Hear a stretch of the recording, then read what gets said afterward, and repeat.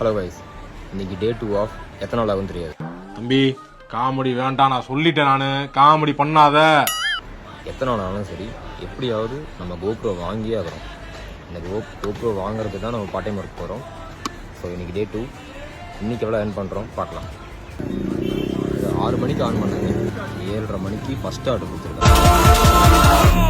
என்னைக்கும் விடாமுயற்சி ain't never backing down fam, no matter I'm sticking to plan and settling for nothing less than a historic victory. Customer 10 ரூபா tips கொடுத்துருக்காரு.